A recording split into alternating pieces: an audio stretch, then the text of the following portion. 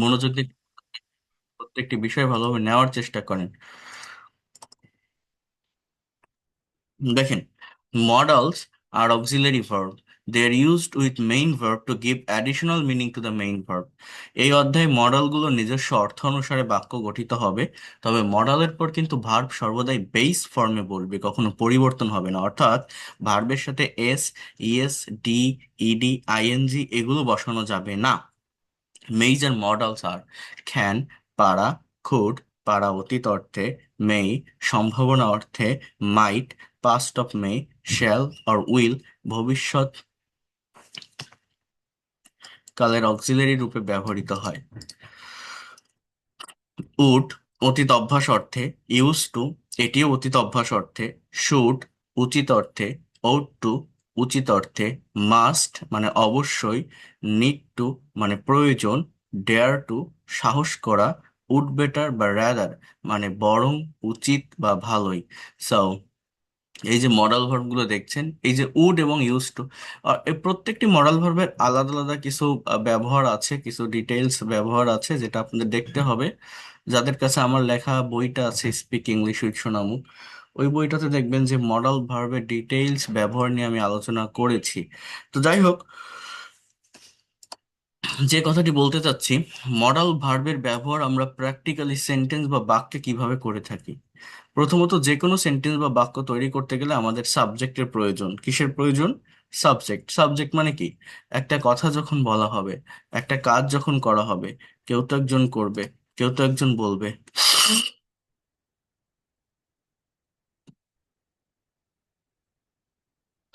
একটা বাক্যের সাবজেক্ট হতে পারে I, we, you, he, she, they. এগুলো আমরা টেন্স এর ফাংশনে দেখেছিলাম।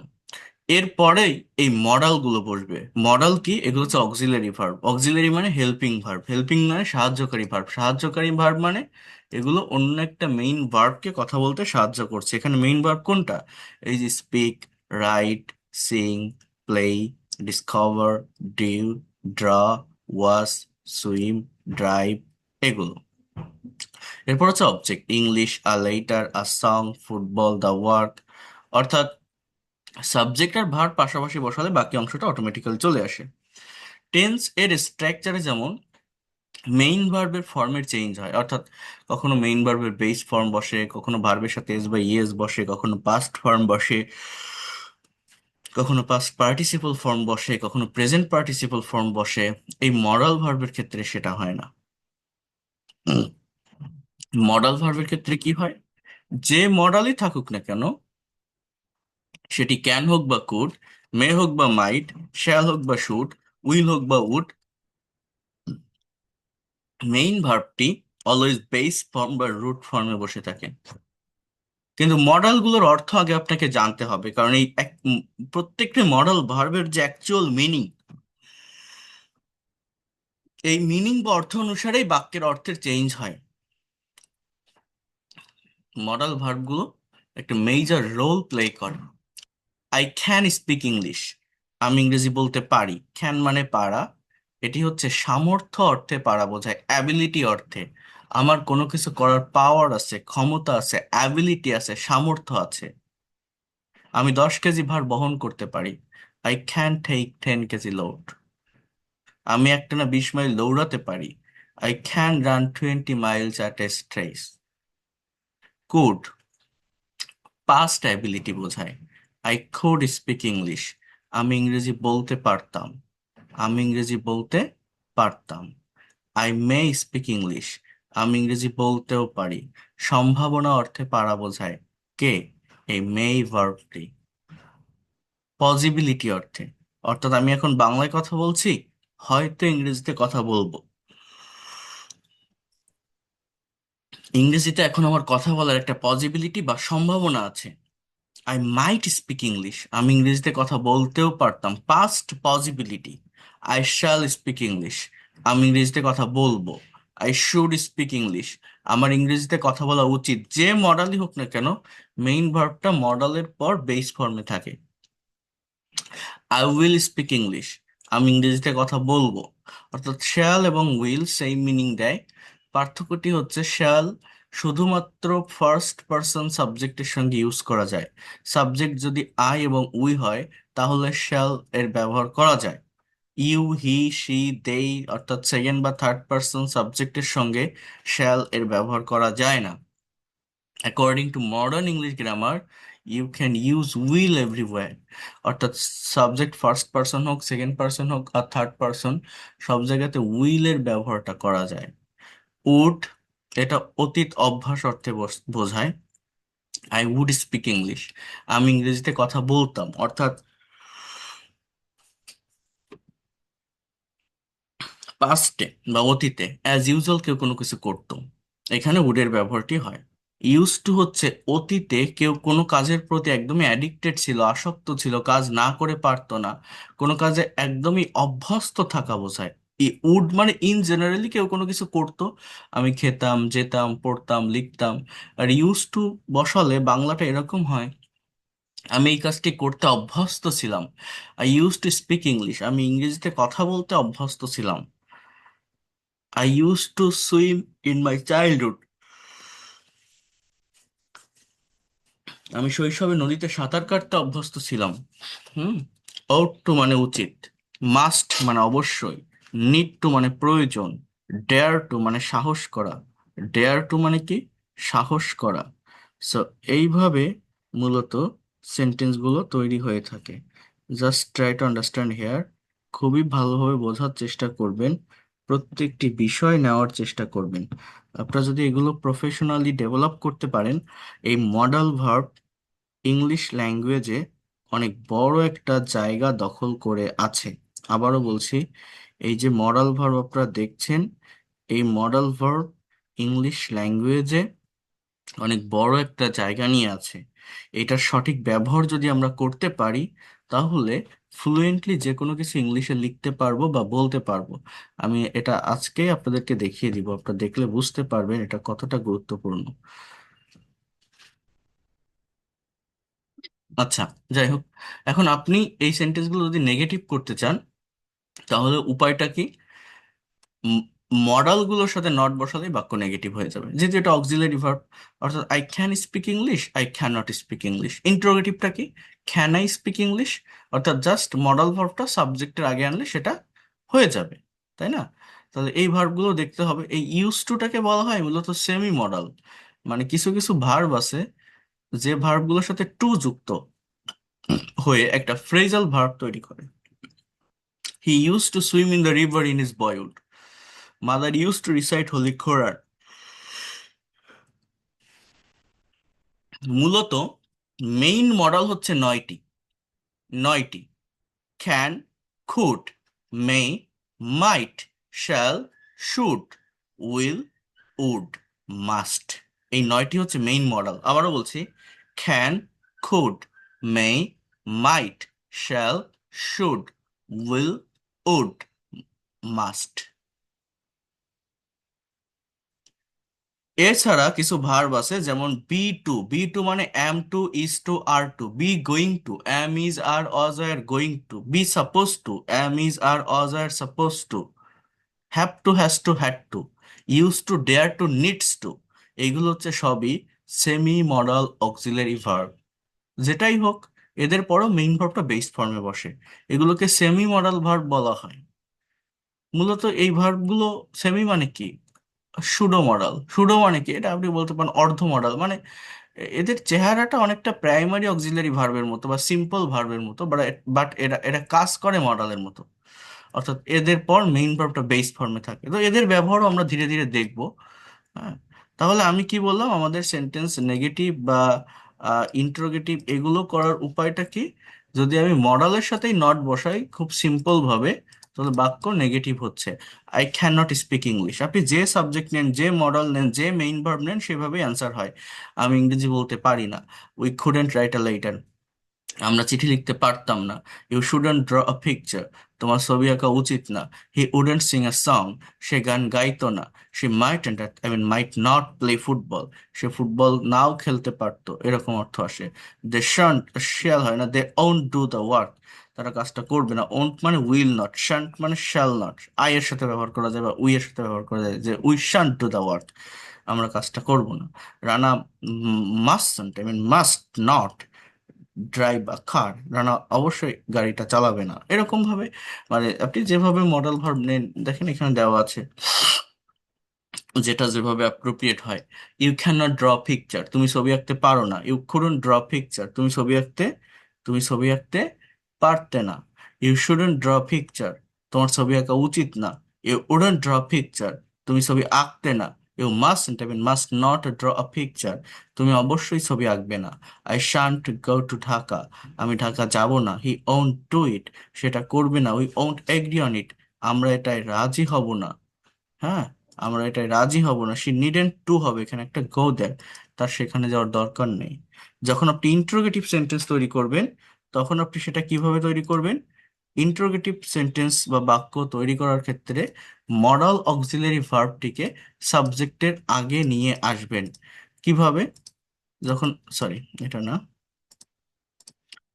যখন আপনি ইন্টারোগেটিভ তৈরি করবেন তখন মডাল ভার্বটাকে সাবজেক্টের আগে নিয়ে আসবেন। যেমন, ক্যান আই প্লে ফুটবল, আমি কি ফুটবল খেলতে পারি? Could we discuss about the matter, আমরা কি বিষয়টা আলোচনা করতে পারতাম? Would you swim in the river, তুমি কি নদীতে সাঁতার কাটতে? তুমি কি নদীতে সাঁতার কাটতে? Must he draw a picture, সে কি অবশ্যই একটি ছবি আঁকবে? May she write a letter, সে কি একটা চিঠি লিখতে পারে? সে কি একটা চিঠি লিখতে পারে? Should they speak in English, তাদের কি ইংরেজি বলা উচিত? তাদের কি ইংরেজি বলা উচিত?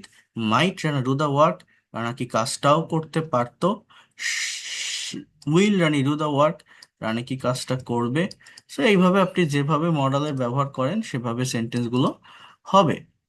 ওকে, সো কিভাবে অ্যাফার্মেটিভ হয়, কিভাবে নেগেটিভ হয়, কিভাবে ইন্টারোগেটিভ হয় আপনারা দেখলেন। আপনাদের মেইন টাস্কটা কি থাকবে জানেন?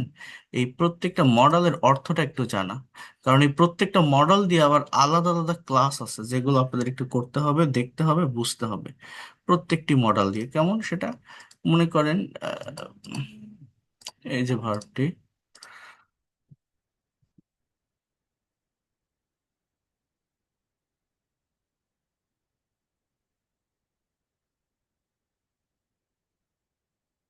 Try to understand here uses of can verb কি বলছে দেখেন। ক্যান হচ্ছে একটি মডাল অক্সিলারি ভার্ব। হ্যাঁ, ক্যান শব্দটি সেন্টেন্সে বিভিন্ন জায়গায় বসে ভিন্ন ভিন্ন অর্থ প্রদান করে থাকে। তো ক্যানের, ক্যান মানে আমরা জানি পারা, as usual.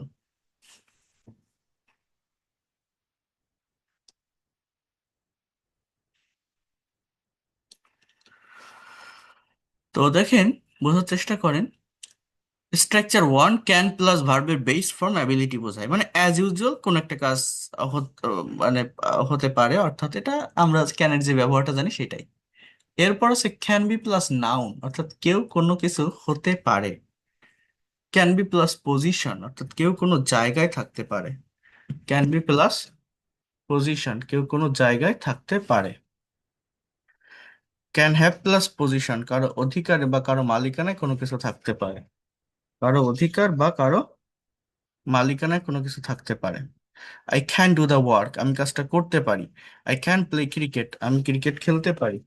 I can run 20 miles at A stretch, আমি একটানা 20 মাইল দৌড়াতে পারি। আই ক্যান স্পিক ইংলিশ, আমি ইংরেজি বলতে পারি। I can sing a song, আমি গান গাইতে পারি। এটা ক্যানের অ্যাজ ইউজুয়াল ব্যবহার, আমরা সবাই জানি ক্যানটাকে এইভাবে ব্যবহার করতে হবে। কিন্তু দেখেন এইখানে আবার দেওয়া আছে এই ক্যান ভার্বটি আবার রিকোয়েস্ট, পারমিশন, অর্থাৎ এই যে ক্যান ভার্বটি আপনারা এখানে দেখছেন, রিকোয়েস্ট, পারমিশন অ্যান্ড সাজেশন, অর্থাৎ এটি আবার অনুরোধ, অনুমতি বা পরামর্শ প্রদান অর্থে ব্যবহৃত হয়। কি কি বলছি? অনুরোধ, অনুমতি বা পরামর্শ দেওয়া অর্থে এই ক্যান ভার্বটির ব্যবহার হয়। মানে এখানে আপনার ভুলে যেতে হবে যে ক্যান মানে পারা। হ্যাঁ, বিষয়টা হচ্ছে এরকম। কেমন? Can you give me a glass of water, যদি এটা রিকোয়েস্ট করে বোঝানো হয় যে তুমি কি আমাকে এক গ্লাস পানি দিতে পারবে, তাহলে আমাদের কিসের ব্যবহার হবে? ক্যানের। হ্যাঁ, can you sit beside me, তুমি কি আমার পাশে বসবে? এখন আপনি বলতে পারেন বসবে বলছেন, তাহলে উইলের ব্যবহার করা যায় না? যায়। কিন্তু ক্যানের ব্যবহারটা কখন হবে?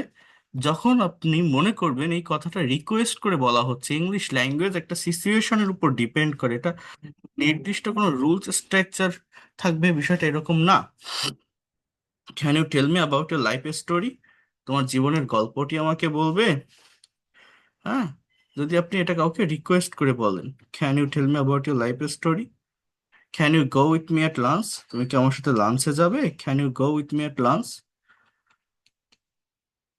এখানে মূলত তিনটা ভার্বের ব্যবহার হয়, কুড বা উডের ব্যবহারও হতে পারে এই রিকোয়েস্ট, পারমিশন বা সাজেশন বোঝানোর জন্য। প্রত্যেকটা ভার্বের কিন্তু নিজস্ব ব্যবহার আছে। মানে ক্যান মানে পারা, কুড মানে পারা অতীত অর্থে, পাস্ট অ্যাবিলিটি, বা উড অতীতে কেউ করতো, যেত, খেত, এরকম অর্থ দেয়। বাট এগুলো দেওয়া সত্ত্বেও আমাদের এইখানে ক্যান, কুড, উড মনে রাখতে হবে পারমিশন, রিকোয়েস্ট বা সাজেশনের জন্য বসে। ক্যান হচ্ছে ইনফর্মাল মিনিং ক্রিয়েট করে, কারোর সাথে তুই তোকারি বা তুমি আমি করে সম্পর্ক, এই জায়গাতে ক্যানের ব্যবহার হয়। আর কুড এবং উড ফর্মাল মিনিং ক্রিয়েট করে, যে আপনার থেকে বয়সে বড়, বস, অফিসার, সিনিয়র, টিচার, সেখানে কুড বা উডের ব্যবহার হয়। সেখানে কিসের ব্যবহার হয়? কুড অথবা উড। কিসের ব্যবহার হয় বললাম? কুড অথবা উড। অর্থাৎ আপনা আপনি একটা সম্পর্ক চলে আসে, যে could you give me a glass of water, আপনি কি আমাকে গ্লাস পানি দিবেন, would you sit beside me, আপনি কি আমার পাশে বসবেন, আপনি কি আমার পাশে বসবেন। হ্যাঁ, so can you tell me about your life story, can you tell me about your life story, can you go with me at lunch. হ্যাঁ, সো এইভাবে এটা হয়ে থাকে, বোঝার চেষ্টা করেন।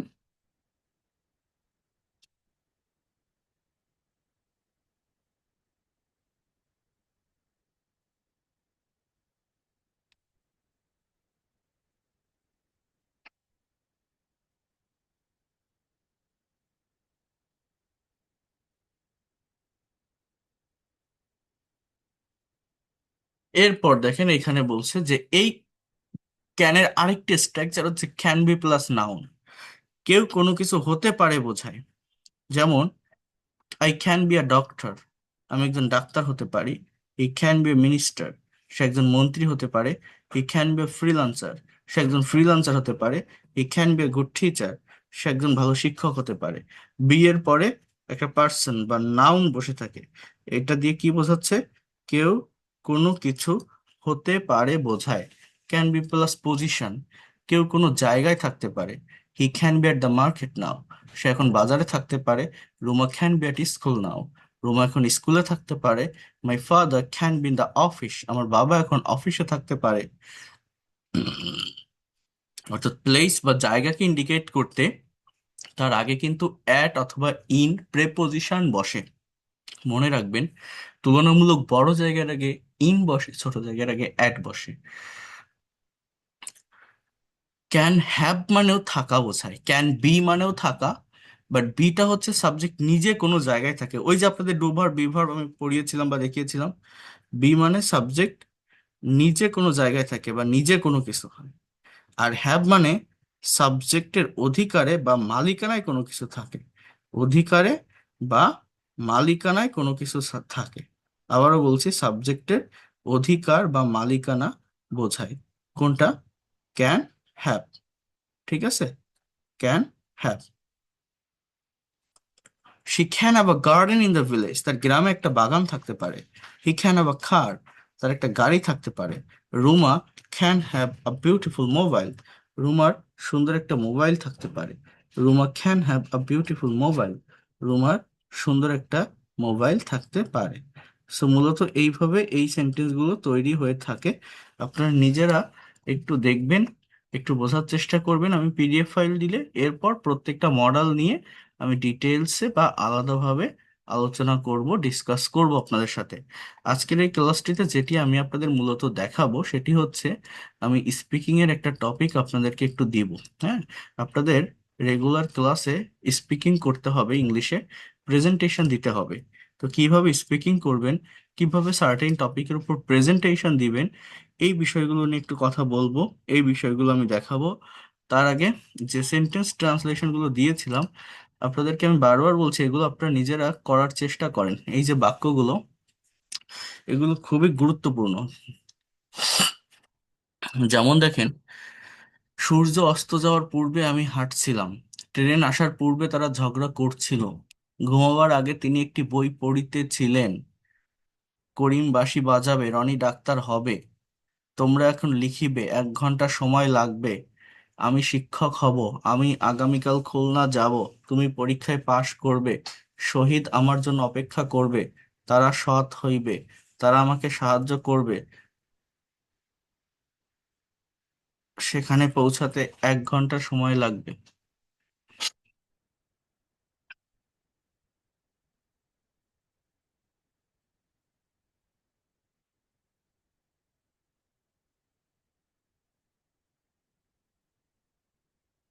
এই বাক্যগুলো খুবই সিম্পল, খুবই সহজ। নিজেরা যদি প্র্যাকটিস করেন, দেখবেন আপনার কাছে ল্যাঙ্গুয়েজটা অনেক সহজ হয়ে যাবে। যেমন সূর্য অস্ত যাওয়ার পূর্বে, তাহলে এই কথাটাকে আমরা একটা ফ্রেজ হিসাবে নিতে পারি যে before the sunset. Before the sunset আমরা হাঁটছিলাম, এখানে কিন্তু হেঁটে ছিলাম না বা হাঁটিয়া ছিলাম না, হাঁটছিলাম মানে কি হাঁটিতেছিলাম। অর্থাৎ এটা হচ্ছে past continuous tense. We were walking, we were walking. Train আসার পূর্বে, বিফোর কামিং ট্রেন, তারা ঝগড়া করছিল, মানে করিতেছিল, করেছিল না, কিন্তু করেছিল হলে পাস্ট, করিতেছিল। দে ওয়্যার কোয়ারেলিং, কোয়ারেলিং বলতে পারেন, অথবা বলতে পারেন দে ওয়্যার মেকিং নয়েজ। ঘুমাবার আগে, বিফোর স্লিপিং। এইটা কি, এই যে বিফোর স্লিপিং একটা ফ্রেজ ব্যবহার করলাম, you can say prepositional phrase. তিনি একটি বই পড়িতেছিলেন। He was reading a book. He was reading reading a book, এটা হচ্ছে মেইনলি ক্লজ বা সেন্টেন্স। আর ঘুমাবার আগে, before sleeping, just preposition related word. Before coming train, before sunset. হ্যাঁ। সো এরপরে আপনি যদি এইভাবে ফ্রেজ আকারে ব্যবহার করতে পারেন, দেন আপনি মেইন অংশটা যেখানে ভার্ব আছে ক্লজ তৈরি করলেন অ্যাকচুয়াল টেন্সটা আইডেন্টিফাই করে। তাহলে এখানে টেন্স গুলো হচ্ছে পাস্ট কন্টিনিউয়াস টেন্স হবে। কেন? অতীতে কোন একটা কাজ হচ্ছিল বা চলছিল, এই যে পড়িতেছিলেন, ঝগড়া করছিল, করেছিল না, করছিল। হাঁটছিলাম, হেঁটেছিলাম না, বা হাঁটিয়াছিলাম এরকমও না। তাহলে এগুলো পাস্ট কন্টিনিউয়াস। করিম বাঁশি বাজাবে, করিম উইল প্লে। বাজানো, প্লে মানে যেমন খেলা, বাজানো ইংরেজিও কিন্তু প্লে। হ্যাঁ। Karim will play flute. Roni ডাক্তার হবে। Roni will be a doctor. Will be, এই যে বললাম না কেউ কিছু হবে, মানে হতে পারে, ক্যান বি। যদি বলি হবে তাহলে উইল বি। ওকে। তোমরা এখন লিখিবে, you will write now. You will write, এগুলো সবই আমার 1 ঘন্টা সময় লাগবে। এইখানে এই ধরনের সেন্টেন্সে একটা সাবজেক্ট নিয়ে আসতে হয়, মানে ইট এখানে সাবজেক্ট হিসেবে বসবে। It, it will take an hour. আমি শিক্ষক হব, I will be a teacher. You will go, I will go to Khulna tomorrow. You will pass the exam, তুমি পরীক্ষায় পাশ করবে। সো এইভাবে আপনারা নিজেরা এই সেন্টেন্সগুলো করবেন, এবং এই যে কোশ্চেন গুলো আছে এগুলো করব। যে সে কি মিথ্যা কথা বলবে? Will he tell lie? তুমি কি স্কুলে যাবে? Will you go to school? আমি কি স্কুলে যাব? তুমি কি নাস্তা খাবে? Will you take breakfast? আমরা কি খেলা দেখব? হুম। সো নিজের একটা করতে হবে। এরপর ফিউচার কন্টিনিউয়াস টেন্স এগুলো।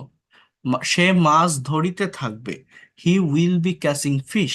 হি উইল বি ক্যাচিং ফিশ। তারা মাঠে খেলতে থাকবে। They will be playing football in the field. মা কোরআন পড়তে থাকবেন। Mother will be reciting holy Quran. সে চারাগুলোতে পানি দিতে থাকবে। He will be watering the plants. Lily কি ইতিহাস পড়বে? এটা আবার future indefinite. Will Lily read the history? ফলটি কি তাজা হবে না? হ্যাঁ। Won't the fruit, won't the fruit be fresh? বলুন তো বাক্যটা কি বললাম দেখেন। উম, অনেকে জাস্ট এতটুকুই বলবেন, won't the fruit fresh. Fresh কিন্তু কোনো ভার্ব না। ওন্ট দ্য ফ্রুট, বি হবে। বি মানে কি, ওই যে হবে না, হওয়া, হওয়া, বি ফ্রেশ। ঠিক আছে। সো ফলটি কি তাজা হবে না? Won't the fruit be fresh? আবার future perfect, just future continuous. আমি গান গাইতে থাকিব, I will be singing a song. শিশুটি দুধ পান করবে না। সো এগুলো আপনারা চেষ্টা করেন ধরার যে কোনটা ফিউচার ইনডিফিনিট, কোনটা কন্টিনিউয়াস, আমি পারছি কিনা। আর আপনারা যে হোমওয়ার্ক গুলো দিয়েছেন, আমি যে গ্রুপটা করে দিয়েছি ওইখান থেকে আমি আপনাদেরকে সলভ করে দিব। আপনারা দিচ্ছেন, আমি দেখতেছি, আমি সলভ করে দিব। হ্যাঁ, এরপর দেখেন এই যে বাক্যগুলো, কেউ আমাকে সাহায্য করতে আসে নাই, এটাকে বিভিন্নভাবে বলা যায়। সো এই যে সেন্টেন্সগুলো আপনাকে ধরতে হবে যে আমি নেগেটিভ করছি, হ্যাঁ, নাকি ইন্ট্রোগেটিভ করছি, নাকি অ্যাফার্মেটিভ করছি, এবং সেখানে টেন্সটা কি আছে। তোমরা অসহায় ছিলে না, তুমি সাহসী ছিলে না, তারা দয়ালু ছিল না। এই যে সেন্সটা, আমাকে এই জায়গাটাতে অনেক কিছু বোঝার আছে। বোঝার কি, যেমন এখানে আমার ডু ভার্বের ব্যবহার হবে নাকি বি ভার্বের ব্যবহার হবে।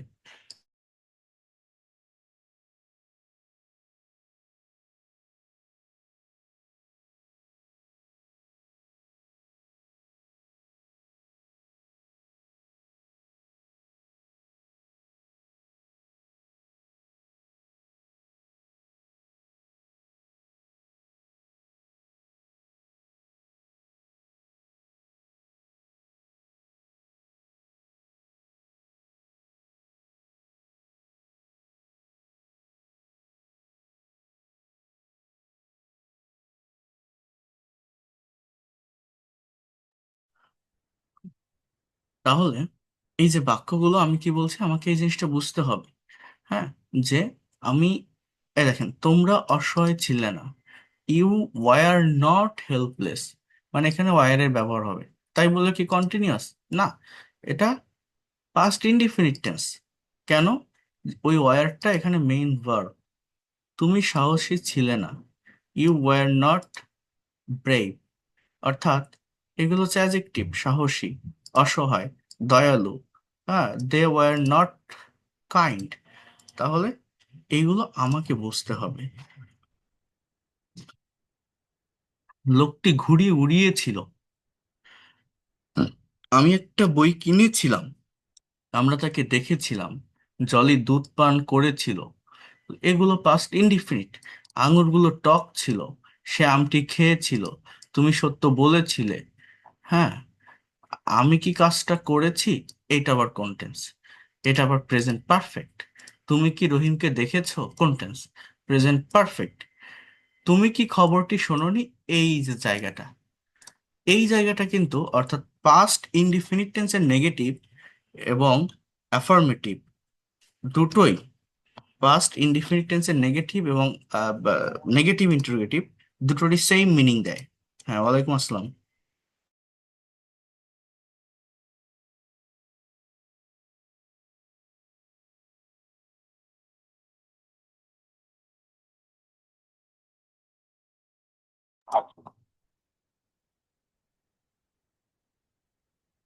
তাহলে এই জায়গাটাতে একটু বোঝার চেষ্টা করেন যে তুমি কি আগে এই দুটো বলি, যে আমি কি কাজটা করেছি, have I done the work, এটার ইংলিশ কেমন?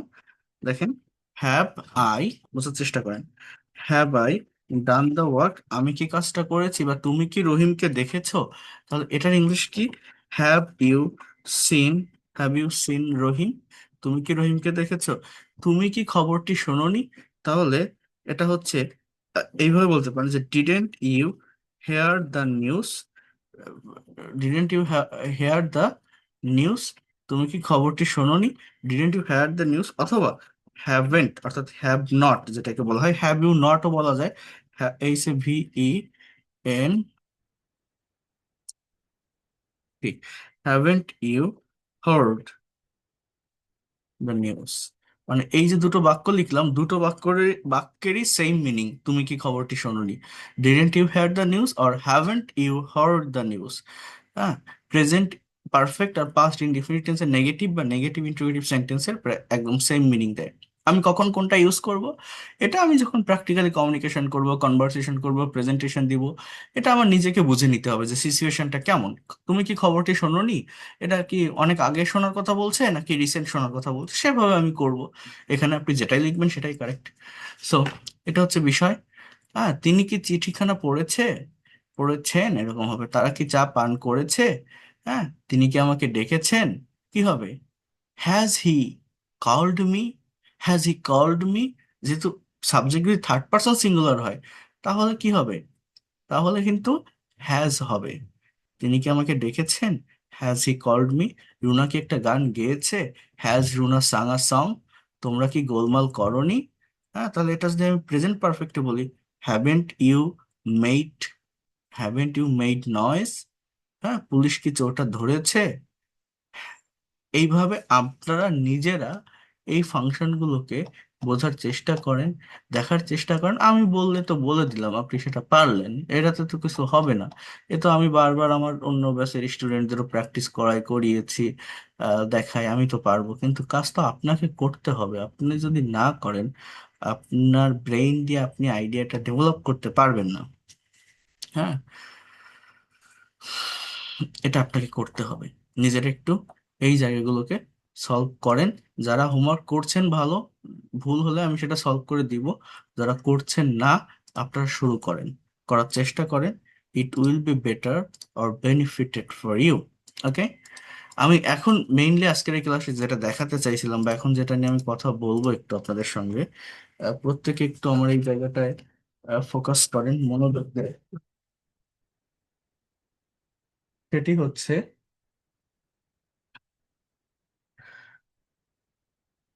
আপনাদের প্রেজেন্টেশন দিতে হবে। ইংলিশে সার্টেন টপিকের উপর স্পিকিং করতে হবে। কিভাবে আপনারা স্পিকিং করবেন, কিভাবে আপনারা প্রেজেন্টেশন দিবেন?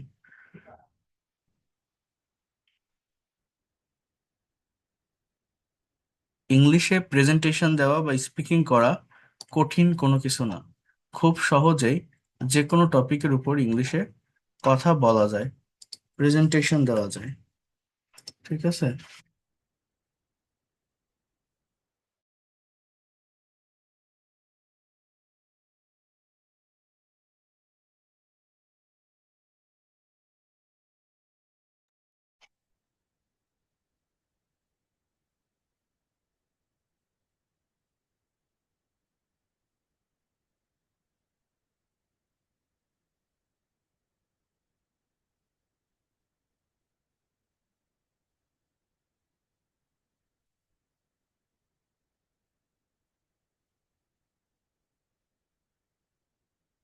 আচ্ছা,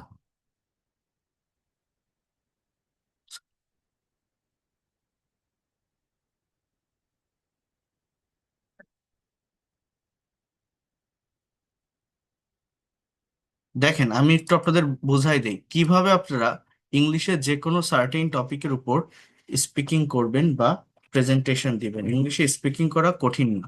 আমরা নিজেরাই এই বিষয়গুলোকে অনেক কঠিন করে ফেলি। খুব সহজে যে কোনো টপিকের উপর কথা বলা যায় বা স্পিকিং করা যায়। এখন কিভাবে সেটা আপনি করবেন? এখানে একটা টপিক আছে, টপিকটি হচ্ছে how to keep in good health, অর্থাৎ কিভাবে ভালো স্বাস্থ্য ধরে রাখা যায়। টপিকটা কি? How to keep in good health, কিভাবে ভালো স্বাস্থ্য ধরে রাখা যায়। এই টপিকটা আমি যদি এখন আপনাকে দেই, বা আমি আপনাকে বলি যে এই বিষয়ের উপর আপনি স্পিকিং করেন তো, প্রেজেন্টেশন দেন তো, আপনি কিভাবে দিবেন বা কিভাবে করবেন? Is there any idea to you? সঠিক টেন্স, সঠিক ভার্ব, এটা ঠিক রেখে এই বিষয়ের উপরে কথা বলতে হবে আপনাকে, স্পিকিং করতে হবে, প্রেজেন্টেশন দিতে হবে। এটা কি সম্ভব? দিতে পারবেন কোনো গ্রামাটিক্যাল মিস্টেক ছাড়া? সম্ভব। কিভাবে? আপনাকে আগে টপিকের ব্যাকগ্রাউন্ড বুঝতে হবে। মনে রাখবেন, এক একটা টপিকের ব্যাকগ্রাউন্ড এক এক রকম। যখন আপনি ইংলিশে সার্টেন একটা টপিকের উপর স্পিকিং করবেন বা প্রেজেন্টেশন দিবেন, এই ব্যাকগ্রাউন্ডটি আপনাকে ডেভেলপ করার চেষ্টা করতে হবে, ব্যাকগ্রাউন্ডটা আপনাকে বুঝতে হবে। মনে করেন আপনি একটা স্পিকিং টেস্ট ফেস করছেন, একটা আইএলটিএস এক্সাম ফেস করছেন। আপনার এক্সামিনার আপনাকে বলছে যে please talk about how to keep in good health, কিভাবে ভালো স্বাস্থ্য ধরে রাখা যায়, এই বিষয়ের উপর একটু কথা বলেন, একটা প্রেজেন্টেশন দেন। এখানে কয়েকটা কোশ্চেন আছে, যেমন what do you mean by health, স্বাস্থ্য বলতে আপনি কি বোঝেন? How can a man keep in good health, কিভাবে একজন মানুষ ভালো স্বাস্থ্য ধরে রাখতে পারে? What is the importance of following the rules of health and cleanliness? What is the value of health, especially in student life?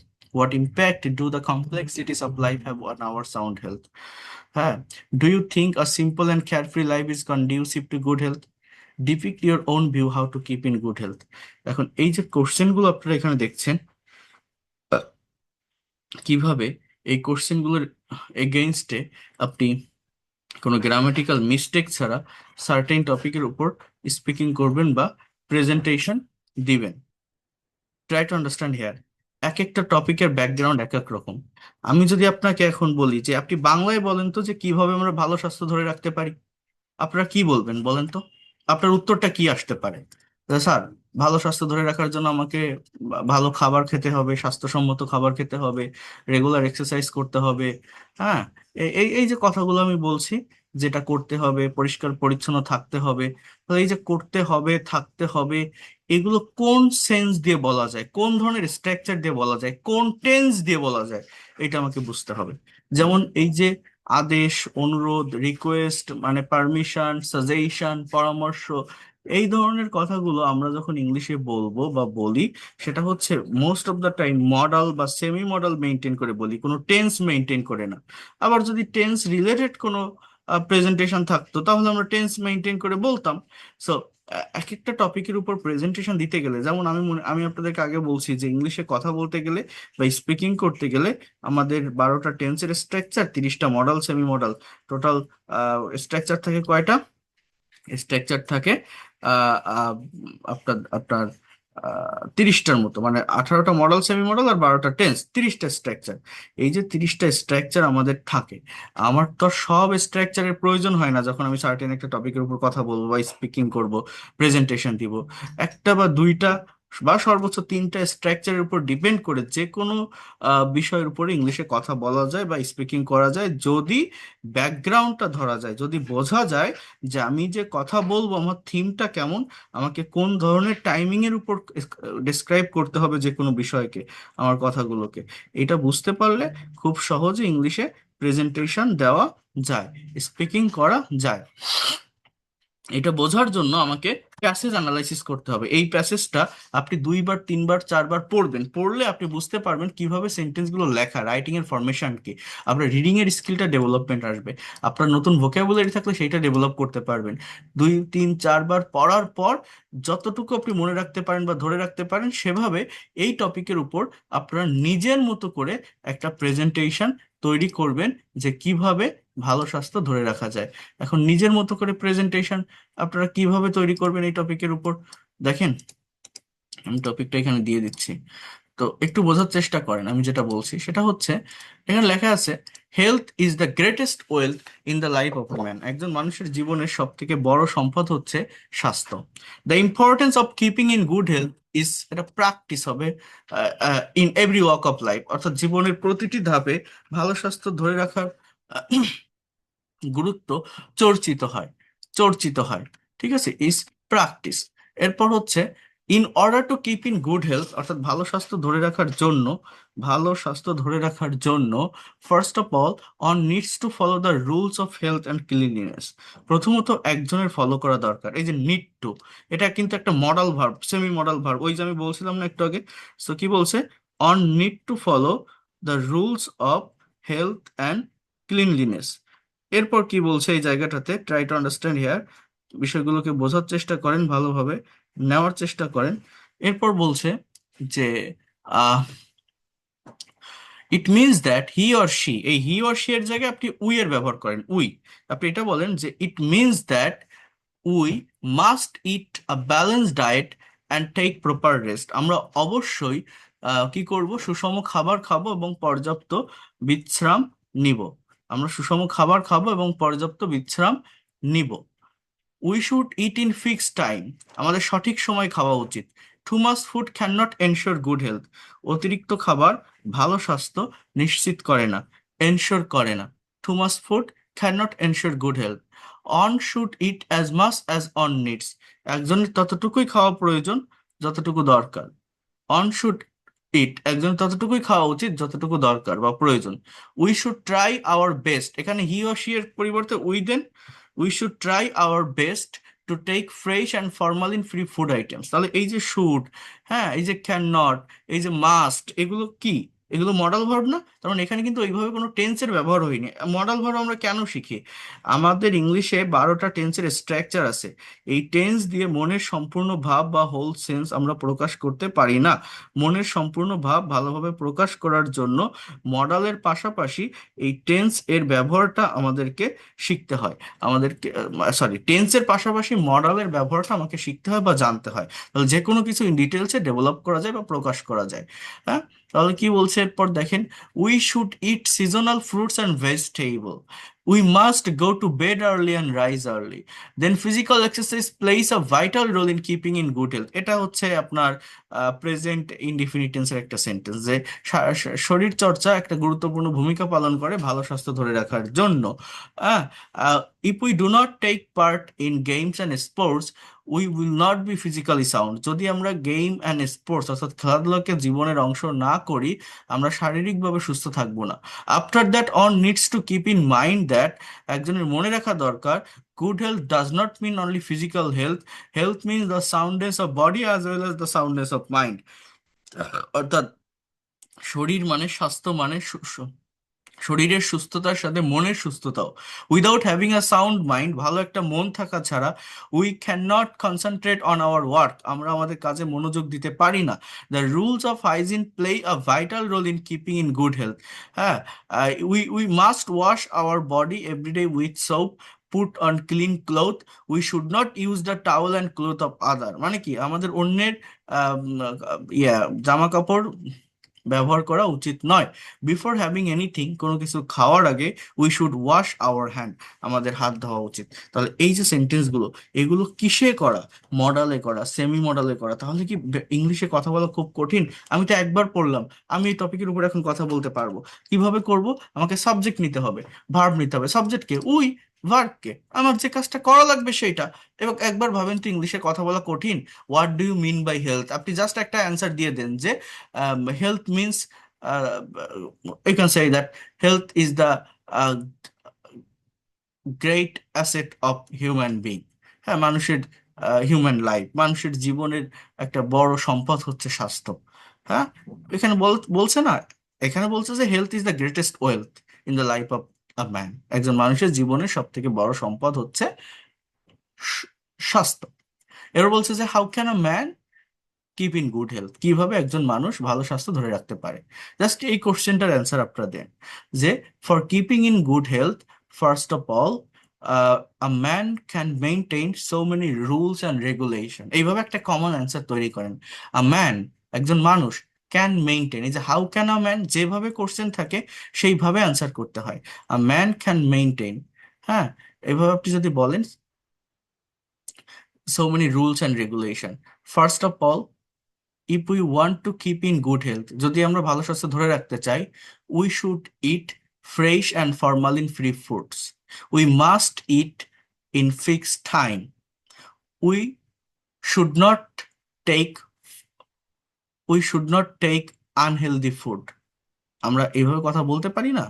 We should eat seasonal fruits and vegetable for keeping our good health, but we have to remember that only physical health doesn't ensure the soundness of whole body, as well as we have to be good mentally.